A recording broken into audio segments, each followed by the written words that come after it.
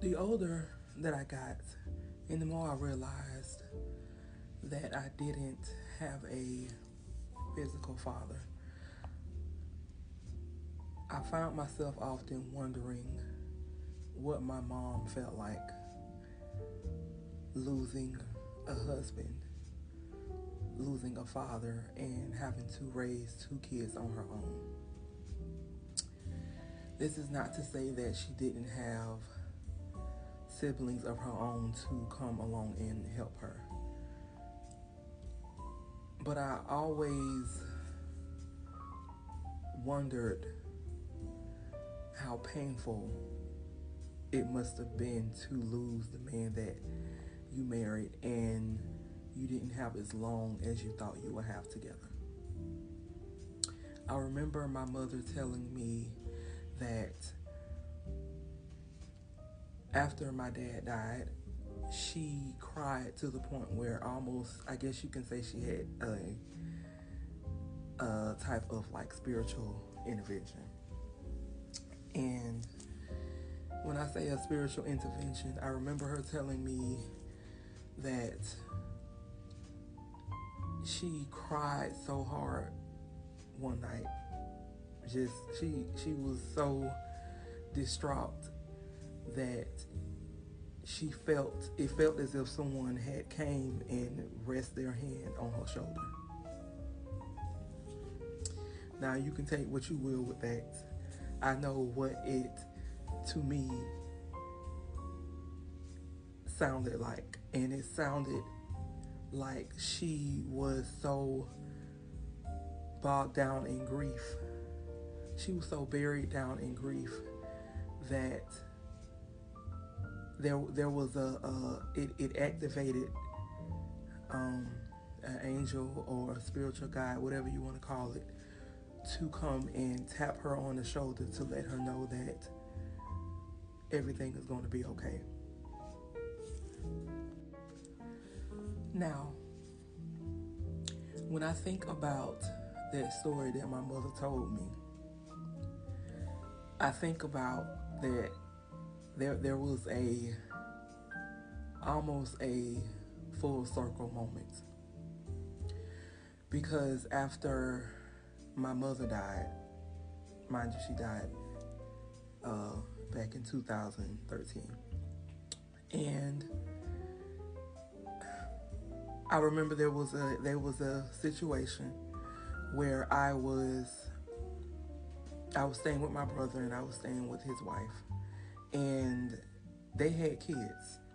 Okay, so all of us is in this apartment together, and I remember being asleep, and I had I don't even it's a lot of things around that time that I don't even know how I got through dealing with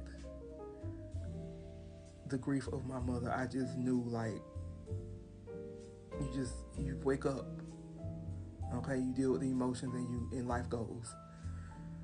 You go back to sleep, you wake up, and you deal with the emotions, and life goes. And I remember on this particular day, I was asleep, and I was I woke up, and my arm is out, right? So I'm laying in my bed, but my arm is out. And I feel somebody grab my arm.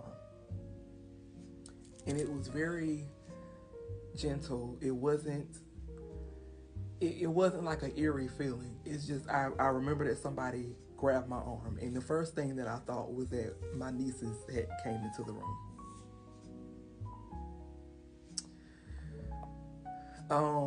And I remember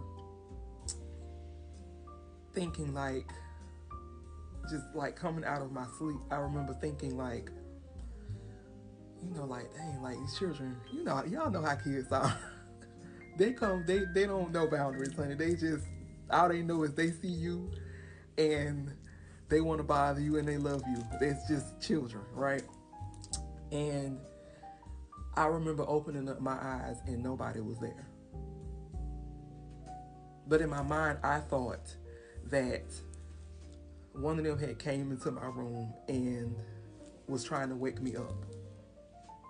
That is how it felt like a physical touch. I believe that that was my mother letting me know that she was still present. And she may not be here physically, but she was here spiritually. So to rewind on all of that, there are specific things that I remember before my father died, and how with grief, sometimes when it's so close to home, losing one person can kind of coincide with how you lose the next. And before my father died, I remember I was 3 years old at the time, and there are certain things that I believe that God allowed me to keep because I was so young. And I would tell my brother this when he was living, and he would be like, how do you remember that? And I would be like, I don't know. But I feel like it was a piece. There were pieces that God allowed me to keep because I was so young. So before my father died, there were two men who came in to our apartment. One was black and one was white. And they came and took my father on on the, the paramedic stretcher, the paramedic bed. And he left out. And that was the last time that I saw my father alive. The morning that, well, I could say the night. I'm just going to say morning. So the morning that my mother died, there were paramedics, and they came into the house and they put her on the same paramedic bed, and they took her to the hospital. And that wasn't the last time that I seen my mother, but I believe that she left before we even got to the hospital. When I was allowed to see her again, she was on a ventilator. And I remember that morning I could not stop crying. I believe it was because I knew within my heart of hearts that this was going to be the last time that I seen my mother.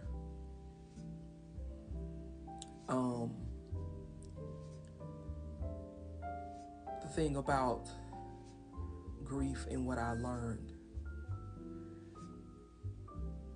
grieving the death of my mother is that it was the first thing in my life that I could not run away from. You can run away from a lot of things.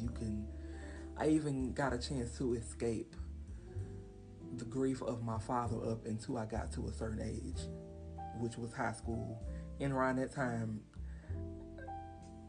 you dealing with the high school dances and the daddy-daughter type of thing, and then it hits you that dang, like I don't have a father to take to these events. But I feel like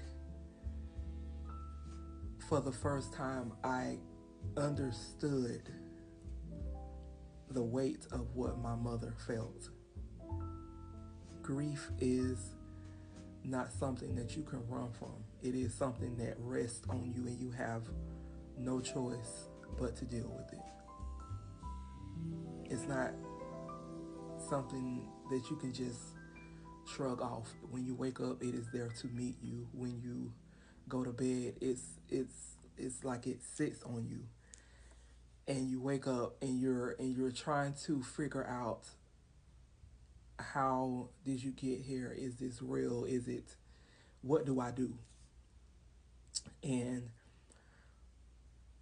I believe that that was the one of the questions that my mother asked herself in that moment was, what do I do?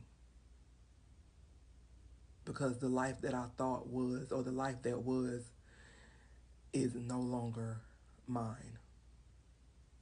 The life that was is no longer.